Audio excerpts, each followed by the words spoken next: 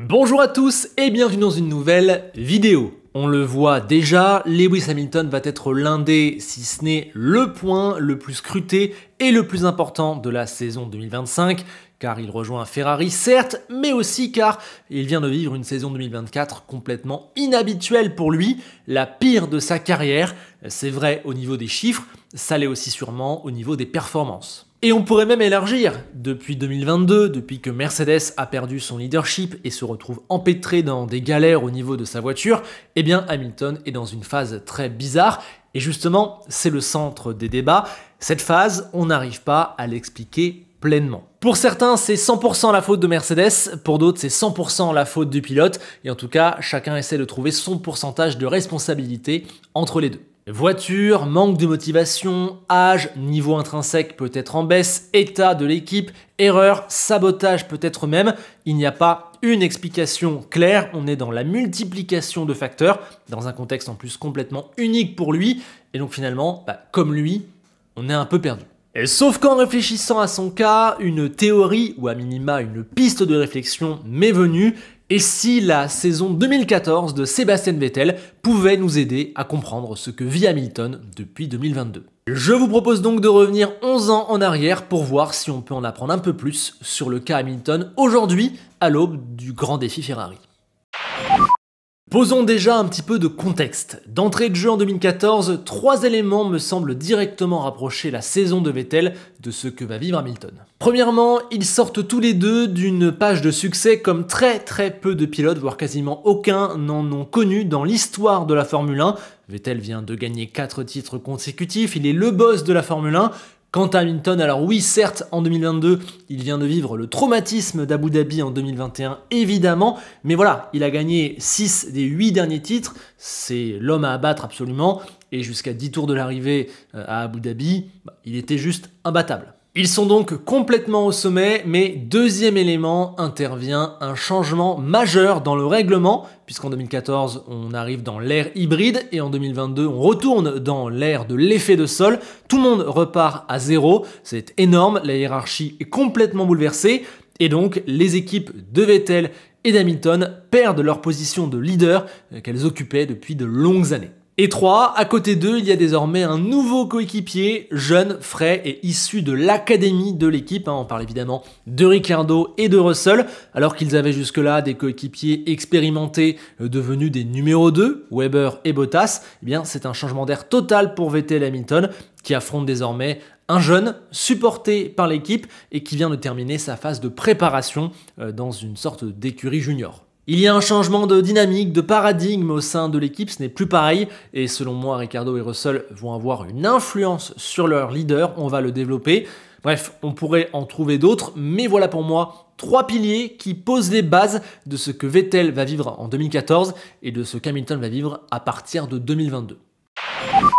Bon, déroulons à présent la saison 2014 de Vettel pour se la remémorer et ensuite on tirera des comparaisons, des conclusions. Ce qu'il faut noter, c'est évidemment que comme Mercedes en 2022 à Bahreïn, eh bien en arrivant à Melbourne en 2014, Red Bull prend une claque, elle se retrouve largement derrière Mercedes notamment, qui domine directement les débats, et Vettel va être d'entrée de jeu totalement déstabilisé dans une qualif sous la pluie, marquée par de nombreux drapeaux. Eh bien, il est gêné, il n'améliore pas et sort en Q2 quand son nouveau coéquipier Ricciardo est deuxième sur la grille. Et en course, il va malheureusement abandonner dès le 3e tour sur un souci d'électronique. Ricciardo lui va terminer deuxième, fait sensation, mais va être disqualifié pour une histoire de carburant. Vettel se reprend ensuite en Malaisie où il est deuxième sur la grille, 1 seconde devant Ricciardo, mais après un mauvais départ, l'Australien passe. Finalement, Vettel repasse devant à la suite d'un petit duel et va tenir la 3e place, meilleur résultat possible, premier podium de l'année. Daniel, lui, allait finir juste derrière, sûrement 4e ou 5e, mais il a dû abandonner à cause d'une roue mal serrée. À Bahreïn, c'est un souci de boîte de vitesse qui bloque Sébastien en Q2. Sa course en est forcément impactée, même s'il offre une très belle remontée jusqu'au 6e rang. Pendant ce temps, Ricciardo n'a pas eu de soucis et a fait un week-end excellent, s'intercalant en 4e place entre des Force India absolument incroyables. Puis derrière, le scénario sera à peu près identique à Barcelone quelques semaines plus tard. puisqu'il y a une panne de transmission qui gâche la Q3 de Sébastien. Il va remonter fort 4e, mais c'est dur de comparer avec Ricciardo qui n'a pas eu de soucis et qui a été parfait et qui signe une magnifique 3e place derrière les deux Mercedes. Et entre-temps, il y a eu la Chine où Sébastien a accusé une demi-seconde de retard en qualif et a terminé 20 secondes derrière son coéquipier en course. Alors, il était pourtant 2e à un moment donné, mais il s'est mis à galérer après le premier arrêt et par 2 fois, son jeune coéquipier l'a déposé lors d'une bataille. Pour le moment, il y a donc un petit peu de malchance pour Sébastien, mais on voit que par rapport à Ricciardo, il accuse un retard. Puis, petite première vraie claque du côté du Canada, où Vettel était pourtant qualifié devant, mais se retrouve bloqué après le premier arrêt. Dans l'air libre, Ricciardo en profite et passe devant après le 2e arrêt, au moment où les Mercedes souffrent d'un problème mécanique. Abandon pour Hamilton, grosse perte de rythme pour Rosberg. La victoire va donc être jouable pour les Red Bull, à condition qu'elle dépasse Pérez et Massa. Il y a un groupe de 4 qui se joue la victoire. Mais à 7 tours de l'arrivée, Vettel va rater son attaque sur Ricciardo, se faire doubler par Massa. Il ne le sait pas encore, mais il vient d'abandonner la victoire sur cette erreur. Et oui, car l'Australien ne se fait pas prier et dépasse Pérez puis Rosberg pour aller chercher une première victoire époustouflante dans sa carrière qui rafraîchit tout le paddock, tandis que Seb ne récupère la 3e place qu'après le crash entre Pérez et Massa. Et c'est un grand prix et une photo finale, 1er et 3e sur le podium, qui confirme un peu l'idée d'une passation et qui en tout cas colle avec ce que l'on voit au niveau des performances depuis le début de la saison. Donc pour Vettel, comme pour Hamilton, on le verra, il va y avoir quelques moments comme ça, un peu symboliques. Ensuite, on va avoir 2 courses qui sont très difficiles à juger. D'abord l'Autriche, où Sébastien était quand même sorti en Q2 à la régulière le samedi, mais va connaître un souci de puissance dès le 2e tour le dimanche, donc difficile de le compter. Et en plus, Red Bull était vraiment dans une forme catastrophique. Et ensuite, il y aura l'Allemagne, où encore une fois, Ricciardo se qualifie devant pour 3/10, mais il est gêné au premier virage par l'accrochage entre Massa et Bottas. Donc à partir de là, le résultat final ne veut pas forcément tout dire. En revanche, à Silverstone, là, on peut comparer et ça fait mal, parce que bon, sous la pluie, Vettel réalise un très beau coup d'éclat comme à l'ancienne, puisqu'il se place à la 2e position, 3 secondes devant Ricciardo, mais il va complètement rater son départ, s'enfermer dans une lutte puérile, inutile et violente face à Alonso, partir aussi sur la mauvaise stratégie, et donc va terminer loin quand Ricciardo signe une nouvelle 3e place complètement probante. Et bref, lorsqu'on arrive plus ou moins à la mi-saison en Hongrie, eh bien, ça fait mal déjà pour Vettel, les rumeurs d'un départ s'intensifient très clairement et surtout il va se prendre 3 claques. Qualifié devant au Hungaroring, l'Allemand prend un départ moyen puis s'arrête lors d'une première période de safety car. Ricciardo lui est un des rares à ne pas le faire et va prendre la tête. Il se décale en termes de stratégie, ce qui l'obligera en fin de course à devoir remonter très fort. Pendant ce temps, Vettel va commettre 2 erreurs, un seul dans la ligne de départ où il spin et manque de toucher le mur au 33e tour, et ensuite une petite erreur face à Räikkönen 10 tours plus tard. Tout ça va le reléguer au 7e rang, ça fait mal, surtout quand en face, Ricciardo a mené à bien sa stratégie et a fini comme un boulet de canon pour aller doubler Alonso et Hamilton dans un style nouveau et séduisant et pour gagner pour la 2e fois de la saison. La comparaison est catastrophique pour Vettel.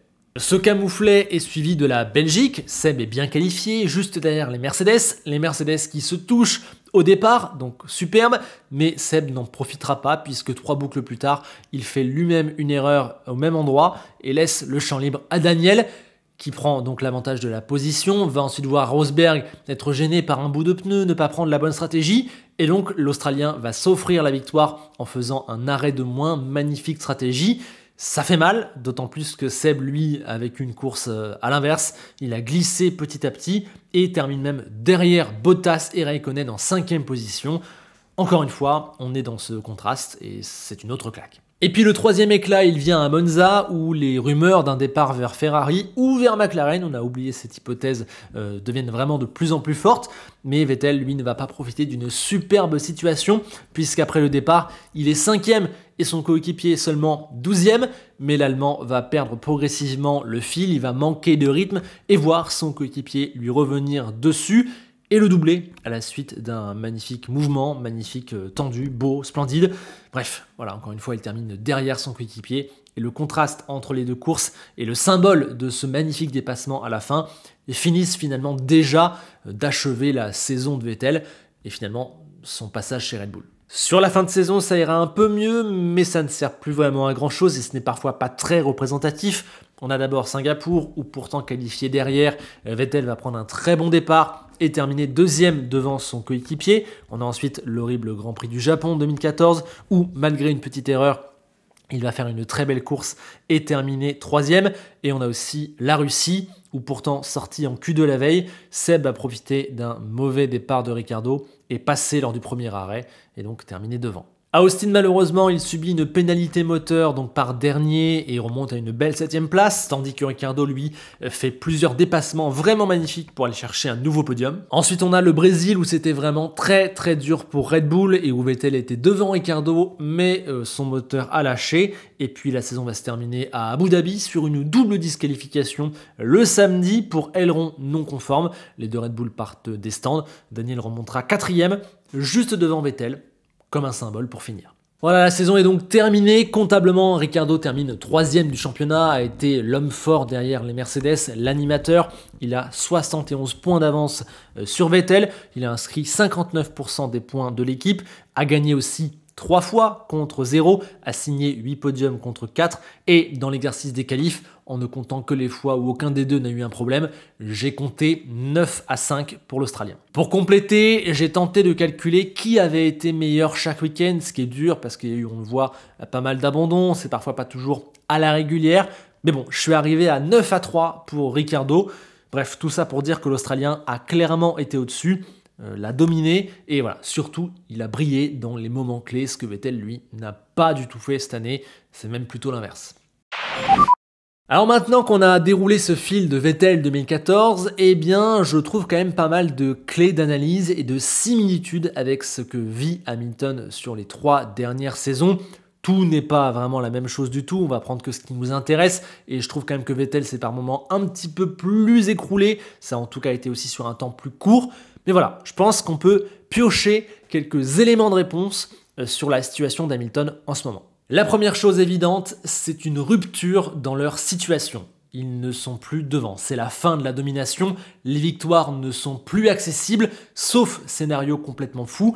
Et donc pour le champion immense qui vient de tout remporter sur une période extrêmement longue, ça veut forcément dire frustration et ça influence forcément le niveau d'engagement, le niveau d'énergie. Voilà. Vettel et Hamilton prennent un coup sur la tête dès la première course de la nouvelle réglementation, c'est très dur pour eux. Ils ne sont en plus plus habitués à devoir se battre pour d'autres positions que celles du podium, ils ne sont plus habitués à composer avec une voiture complètement déséquilibrée, qu'il faut régler, où il y a des compromis à faire. Voilà. Dans la tête et dans le travail, c'est une révolution pour eux qui ont connu le summum et qu'en plus quand on voit leur statut, ils sont beaucoup plus exposés qu'un pilote lambda face à ce genre de situation. Et en plus je trouve que ça s'accompagne de 2 éléments qui d'entrée de jeu rajoutent de la difficulté à leur cas. Premièrement, eh bien, il y a le nouveau coéquipier, plus jeune, plus frais, qui apporte du renouveau au sein de l'équipe, que les fans adorent, puisque voilà, ça change.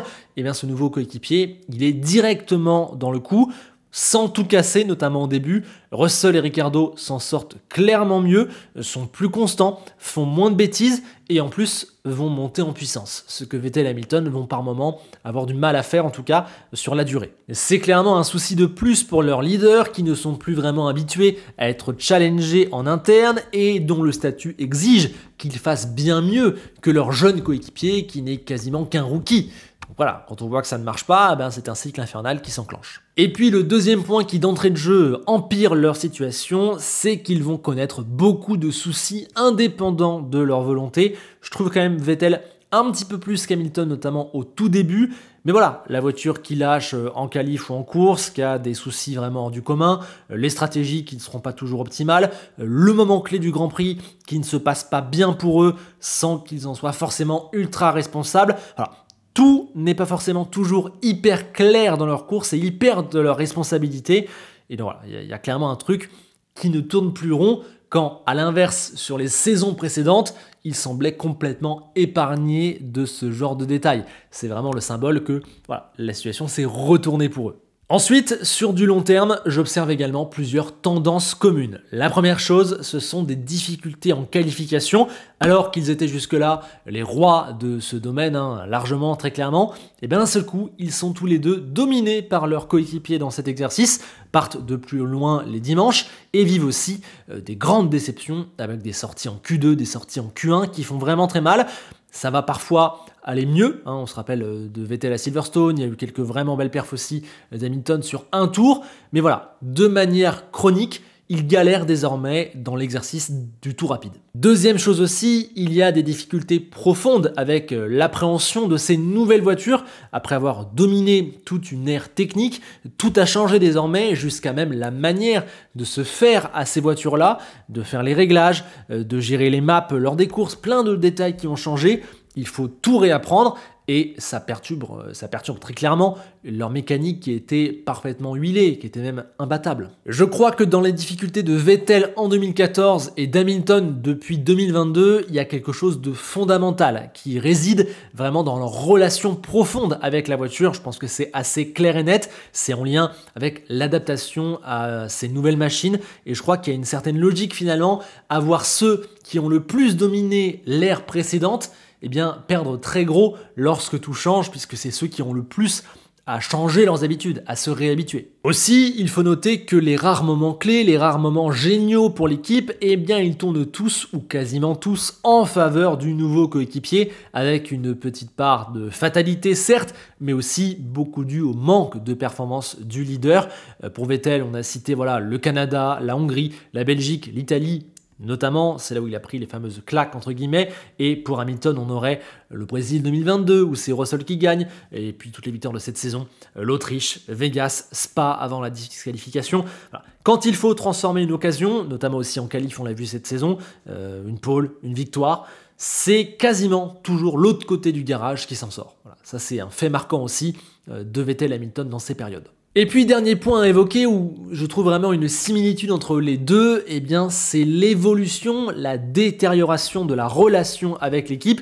C'est pour moi le point le plus compliqué car c'est là où on a le moins d'infos, de données et aussi car là on touche à de l'humain. Ce qui est clair, c'est qu'après en revanche autant de temps passé ensemble et face à une situation sportive qui évolue dans le sens clairement négatif, on est tombé de son piédestal, ça me paraît logique qu'une relation de travail aussi importante, stressante, médiatique, énorme, prenne du plomb dans l'aile et que petit à petit, le feu se consume, que ça aille de moins en moins bien. Il y a très logiquement des phénomènes de frustration et de lassitude qui vont entrer en compte entre Red Bull et Vettel, entre Mercedes et Hamilton. Et en plus, une fois que le pilote a annoncé qu'il s'en allait, pour Vettel c'était à la mi-saison, pour Hamilton c'était au début de la 3e saison dans la galère de Mercedes, là on est maintenant dans un divorce, donc c'est encore complètement autre chose au niveau de la relation et d'un point de vue travail pur en F1, c'est même logique à un moment donné de ne plus travailler pareil avec un pilote qui dans 3-4 mois va quitter l'équipe. Je parle pas de l'abandonner, je parle de commencer à orienter le travail différemment, ce qui me semble tout à fait logique. Ça, c'est la base et je crois qu'il y a eu de ça dans les deux cas, ça me paraît tout à fait normal, humain. Après, la question qui va plus loin et qui parfois arrive aux frontières, voire même dépasse les frontières du complotisme, ce qui, je trouve, est un des gros soucis quand aujourd'hui on veut tenter d'évoquer le cas Hamilton, c'est la question du, y a-t-il eu sabotage, y a-t-il eu favoritisme envers le plus jeune coéquipier, et y a-t-il eu, une équipe qui s'est retournée contre son leader, qui lui a mis des bâtons dans les roues, y a-t-il eu des choses qui ont vraiment entravé la route de Vettel et d'Hamilton?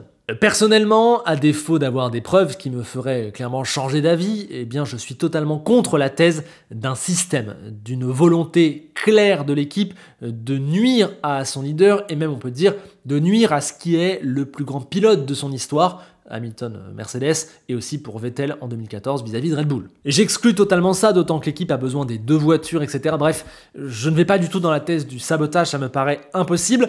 Maintenant, pour Vettel, je me souviens plus exactement en détail, j'ai pas forcément fait le travail de recherche, mais pour Hamilton, il est important de noter qu'il y a des faits qui, oui, ont entravé ses possibilités de performer chez Mercedes lors des 3 dernières saisons.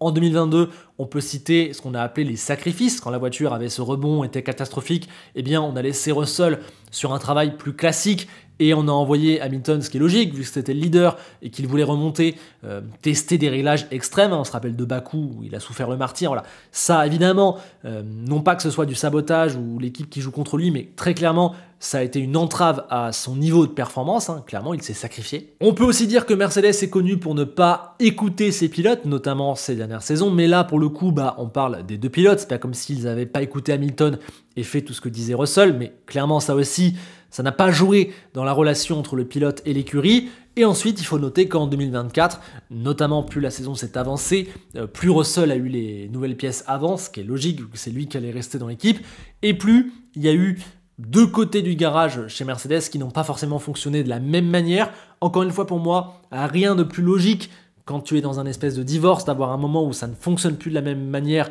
du côté humain. Mais il n'y a pas de preuve de sabotage, de choses au contraire, et on le voit jusqu'à la dernière course, les dernières courses, Vegas, Abu Dhabi. Hamilton, il a une voiture extrêmement performante, et je ne crois pas qu'on puisse dire qu'il se soit passé la même chose que ce qu'il y a eu du côté d'Ocon chez Alpine, clairement pas. Donc pour moi, on s'en arrête là.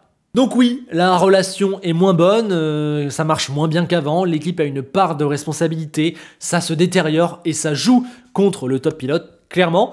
Mais je m'arrête là sur les conclusions, parce que pour moi, tout ça n'est que la conséquence de cette situation sportive en berne et du départ qui arrive.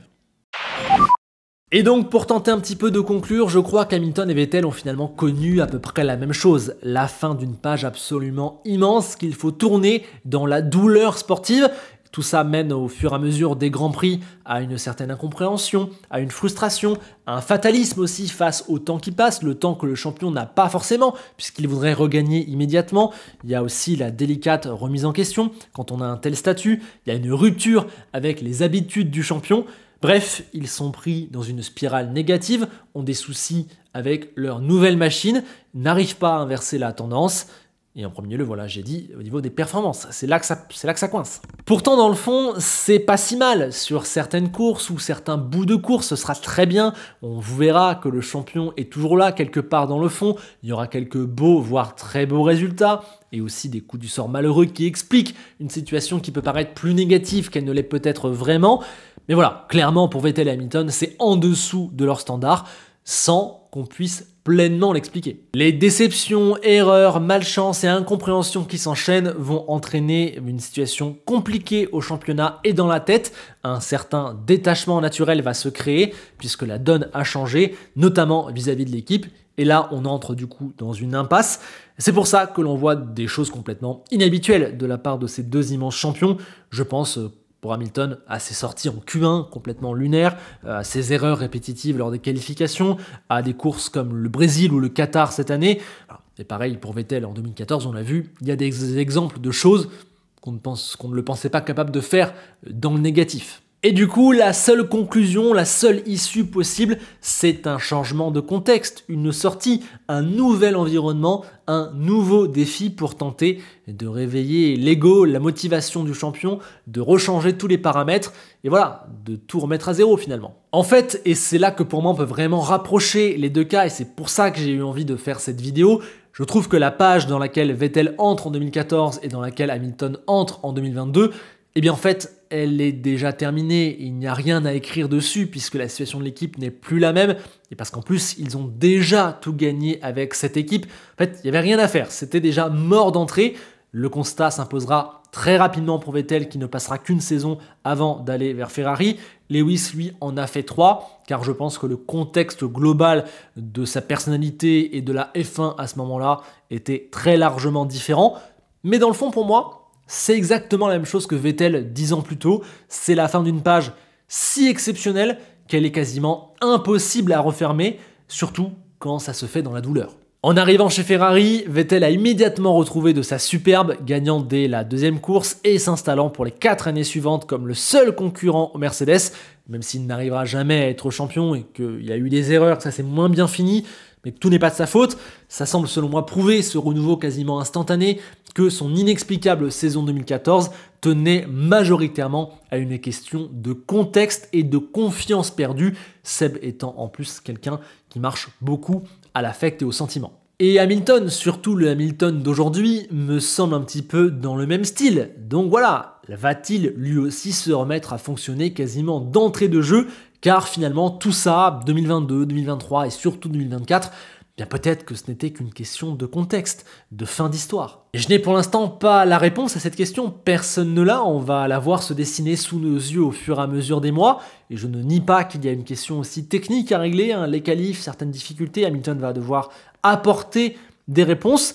Mais voilà, si j'ai fait cette vidéo aujourd'hui, c'est car je trouve que sa situation aujourd'hui me rappelle celle de Vettel il y a exactement 10 ans. Et voilà, dites-moi en commentaire si vous validez cette comparaison qui a très clairement ses limites, évidemment, le but c'est pas de tout prendre mais c'est de trouver des similitudes, des axes de réflexion. Dites-moi si vous avez aussi, selon vous, d'autres comparaisons, d'autres théories pour expliquer Hamilton aujourd'hui, êtes-vous confiant pour lui à l'avenir? Bref, j'ai hâte de discuter avec vous de tout ça en commentaire.